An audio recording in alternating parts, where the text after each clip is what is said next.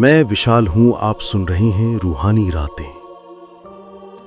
आज मैं आपको मिस्र की उस प्राचीन और रहस्यमय जगह की कहानी सुनाने जा रहा हूं, जहां इतिहास, धार्मिक विश्वास और अनगिनत विचित्र अनुभव एक साथ घुले हुए हैं।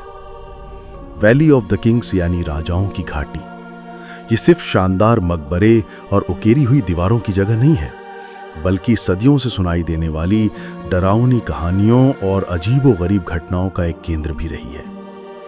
आज मैं उन्हीं किस्सों की पड़ताल करने जा रहा हूं। गार्ड्स ने, उन वैज्ञानिकों ने और आर्कियोलॉजिस्ट ने जो वहां गए, उन्होंने क्या देखा, क्या सुना और क्या महसूस किया। सबसे पहले थोड़ा सा संदर्भ।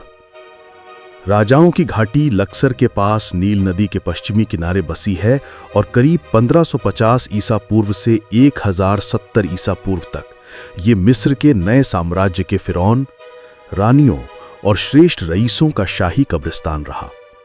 प्राचीन मिस्रवासी मृत्यु को एक अंत नहीं बल्कि यात्रा मानते थे। उन्होंने आत्मा की उस यात्रा की तैयारी के लिए मम्मियों, मकबरों में जीवन उपयोगी सामान, हथियार और शाप्ती गुड़िया भी रखी, ताकि फ़िरौन की आत्मा का वो पारलौकिक सफर सफल रहे। पर जब ये शांति भंग होती है तो यहीं से उन रहस्यमयी कहानियों की जड़ें निकलती दिखती हैं। सबसे ज्यादा बार जो किस्सा सुनने को मिलता है वो है रात्रि के समय दिखने वाला भूतिया रथ। घाटी में काम करने वाले सुरक्षा गार्ड्स अलग अलग वक्त पर एक जैसी दास्तान सुनाते रहे हैं। एक रथ आता है जिसे काले घोड़े खींचते हैं, उस पर एक छोटा कद का सवार बैठा होता है, फिरौन के वस्त्रों में लिपटा हुआ।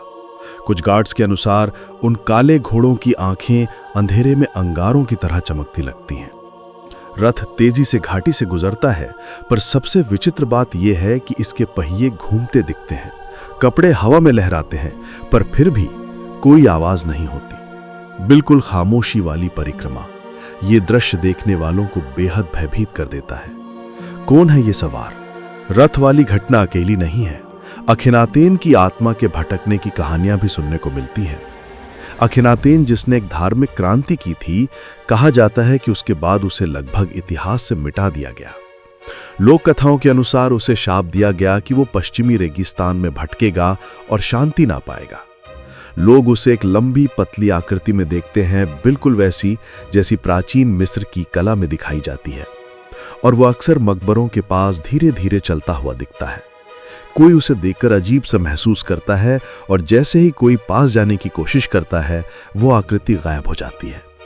ये चेतावनी जैसा लगता है, देवताओं को नाराज करने का अंजाम। आवाजों की बात करें तो वहां की सबसे अजीब चीजें इन्हें बंद पत्थरों पर पहियों की खड़खड़ाहट, घोड़ों के टापों की आवाज जो सख्त जमीन पर गूंजती हैं, और सबसे डरावना खाली मकबरों के भीतर से आती हुई इंसानी आवाजें। कई गार्ड्स ने रिपोर्ट किया कि वे खाली कब्रों के भीतर गुस्से भरी बहसें, दर्द भरी चीखें सुनते हैं, बिल्कुल वैसा कुछ जो हवा या जानवरों की आवाज से समझा ना जा सके। और सबसे अक्सर जो अनुभव आता है वो है कदमों की आवाज। रात में गश्त पर निकले गार्ड्स को लगता है कि कोई उनके ठीक पीछे चल रहा है। कदमों की नपे तुले आवाजें, पर जब वो मुड़ते हैं तो कोई नहीं होता। एक और बात जो बहुतों ने बताई है वो है नाम पुकारना। प्राचीन मिस्रियों के यहाँ नाम का बड़ा महत्व था। राजाओं की घाटी में कई बार टूरिस्ट्स या रिसर्चर्स ने अपने नाम की आवाज सुनी, अनजान स्वर में, जो उन्हें भीतर की गहराइयों की ओर बुला रही थी। एक ब्रिटिश आर्कियोलॉजिस्ट का प्रसंग मशहूर है। उसने दावा किया कि जब वो एक बंद मकबरे का सर्वे कर रहा था तो उसे लगातार उसका नाम सुनाई दे रहा था। वो आवाज उसे हजारों साल से बंद चैम्बर तक ले गई, जहां दीवारों पर ऐसे चित्र थे जिन्हें पहले किसी ने रिकॉर्ड न किया था। क्या यह महज संयोग था या वाकई कोई अलौकिक मार्गदर्शन? मैं नहीं कह सकता, पर यह घटना घाटी की उन कई कहानियों में शामिल हो गई जिनका अपना एक गहरा प्रभाव है। और फिर वे कथाएं जो ममी का श्राप से जुड़ी हुई हैं, द ममीज कर्स। तूतनखामुन का मकबरा 1922 में खोजे जाने के बाद फिरौन का श्राप का विचार इतनी तेजी से पॉपुलर होगा कि यह पश्चिमी उपन्यासों और फिल्मों का स्थायी हिस्सा बन गया। मकबरा खुलने के तुरंत बाद हुई कुछ घटनाओं ने इस धारणा को हवा दे दी।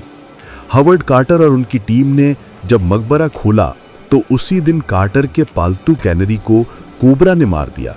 कोबरा, जो कि शाही प्रतीक माना जाता है। और फिर लॉर्ड कार्नरवोन की मौत, जो इस खुदाई के फिफ्थ पोषक थे, मकबरा खुलने के 4 महीने के भीतर हुई। रिपोर्ट में उनकी मौत का कारण एक संक्रमित मक्खर काटना कहा गया। उसने सेप्टिसीमिया और निमोनिया जन्माया और उनकी जान ले ली। पर क्या ये श्राप था? मेडिकल रिकॉर्ड बताते हैं कि लॉर्ड कार्नरवोन पहले से बुरी सेहत से जूझ रहे थे। उनका इम्यून सिस्टम कमजोर था, इसलिए मामूली संक्रमण भी घातक साबित हुआ। हाँ, मीडिया और पब्लिक इंटरेस्ट ने इसे श्राप से जोड़ दिया और फिर यह मिथक फैल गया। हावर्ड कार्टर स्वयं इस श्राप वाली धारणा को बकवास मानते थे।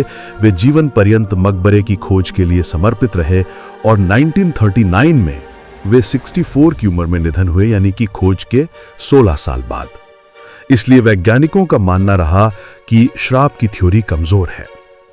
फिलहाल वैज्ञानिकों ने और भी व्यावहारिक स्पष्टीकरण दिए हैं, जैसे कि बंद कब्रों में पनपे फफूंद के स्पोर्स, जो हजारों साल से बंद वातावरण में मौजूद होकर श्वसन संक्रमण पैदा कर सकते हैं।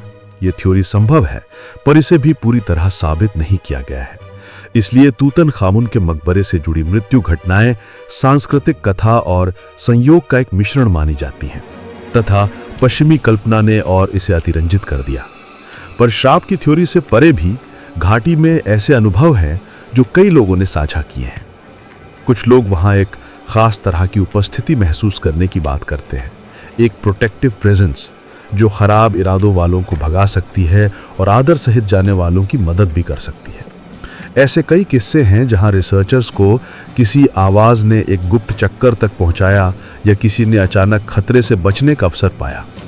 वहीं दूसरी तरफ जो स्थल पर अनादर करते हैं या बस त्वरित सेंसेशनलिज्म के लिए आते हैं, उनके साथ अक्सर इलेक्ट्रॉनिक उपकरण खराब होना, अचानक बीमार पड़ना या अंदर से बाहर निकलने की तीव्र इच्छा जैसी घटनाएं जुड़ती रही हैं। ये सब जोड़कर बताता है कि राजाओं की घाटी सिर्फ पत्थरों और ममीज का म्यूजियम नहीं है। ये एक जीता हो जागता संगम है जहां इतिहास, आस्था और अनसुलझे अनुभव मिलते हैं।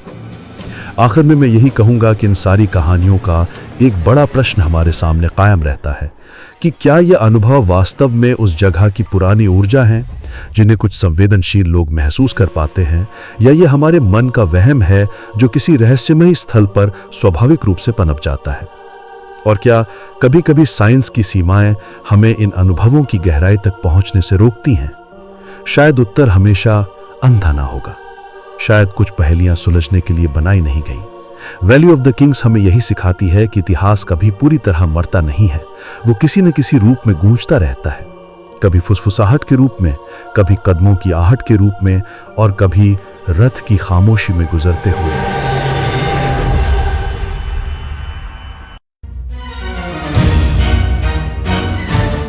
सुनने के लिए धन्यवाद। आप सुन रहे थे रूहानी रातें, हर शुक्रवार को विशाल की खामोशी भरी आवाज में और हर शनिवार को तेजस्विनी की रहस्यमय प्रस्तुति में। सुनिए सिर्फ YouTube पर रूहानी रातें।